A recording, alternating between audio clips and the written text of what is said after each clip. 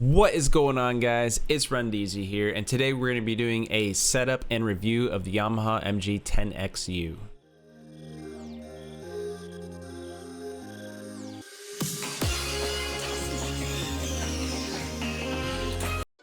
Alright guys, so I'm going to give you guys a quick little review about the Yamaha MG10XU. So I've had this mixer for about 2 years now, and it has been a amazing mixer. So I upgraded from the Yeti.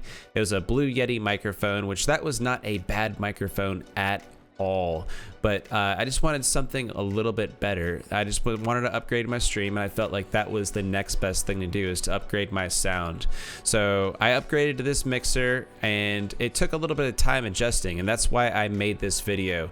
So hopefully after you guys are done watching this, you'll know exactly how to set it up and you'll be good to go. But with that being said, let's hop straight into it. Alright guys, so we're going to take a look at the front of the Yamaha 10MG XU right now.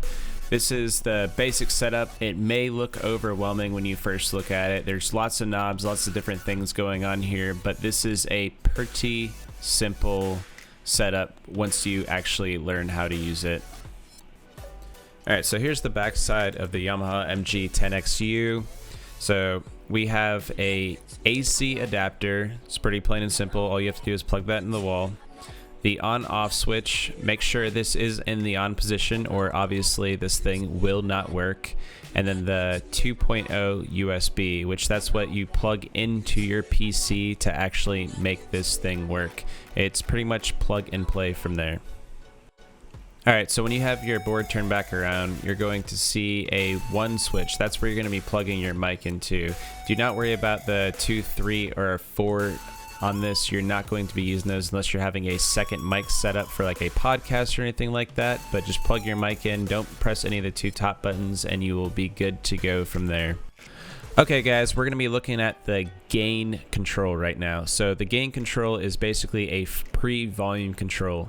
So from my experience, I've left this in the middle, and I've left the level control down at the bottom of the mixer at about 75% and adjusted all my actual volume through OBS after that, and I haven't had any issues with sound or anything like that as far as volume goes.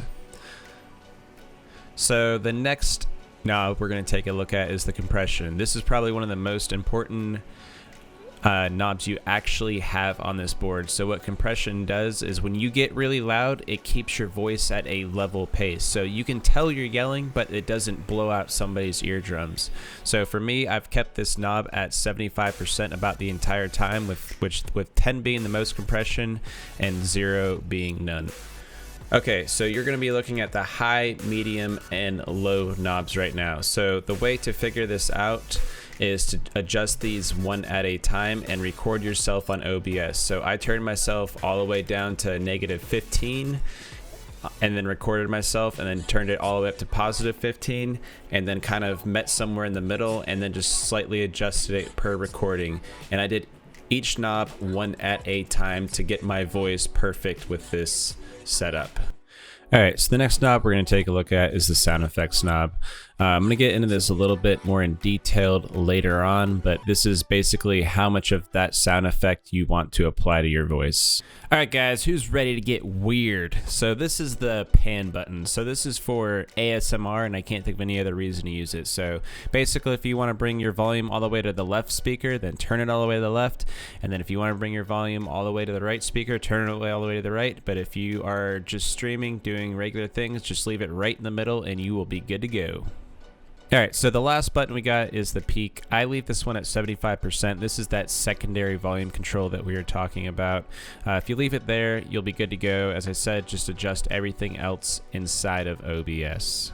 Alright guys, so you want to make sure to hit this button too. I almost forgot to cover this thing, but make sure that thing's turned on if you're going to be using an XLR mic. That's what's going to actually send power to it so that you can get sound going to your mic. So if you're using like an AT2020 like I am, you're going to want to make sure that thing is getting power. All Alright guys, now we're going to talk about the voice changing sound effects. So there's going to be 24 different sound effects that you can use. So this is when I was talking about that white knob on the far left side in the first column that says FX. That's going to adjust how much of the sound effect that you actually want in your voice at the time. You're going to see the parameter knob as well. That will also adjust how much of that is in your voice, and then you'll see the level FX RTN knob, and that also will slightly adjust exactly how much of that is in your voice. So there's a lot of adjusting of the voice. So my recommendation is, if you do want to use this, adjust the parameter first, adjust the RTN, and then do the sound effects knob on the far left hand side last. So when you do this, to change to a different sound effect, you're going to hit that program button right there. You'll switch to the number that you want, then press N to select it. So it is pretty simple to use. You'll just have to play around with these effects, and from my experience, the only one that I feel like you can use while streaming that would actually help your voice out slightly is the number 3 or the number 4. That's something you're going to have to choose right there, but that is going to be the reverberation. It's going to be for a small room and then a large stage. So personally, I use the small room when I was using the voice changing sound effects, but I would definitely check that out and try both of them out. If you like them, cool. If not, don't use them then. Alright guys, so I hope you guys were able to get that mixer sounding amazing. If you guys were wondering what kind of mic I'm using, it's the AT2020. I ended up going with a $100 microphone because after watching tons of reviews on YouTube, I couldn't actually physically tell the difference between the $100 microphone and, let's say, the $20,000 microphone. And when it comes to gaming, you're not going to actually have to worry about having that super high quality mic anyway, because there's so much other noises going on in the background with your game noise, with Discord, with possible dogs barking in the background, maybe wife aggro or anything like that. You're gonna have some different things going on in the background. Like, this isn't a music studio. We're here to entertain and more or less possibly be good at video games. But with that being said, you guys can pick up an AT2020 and be perfectly fine. This will pair greatly with your mixer. It will work 100% of the time, every time.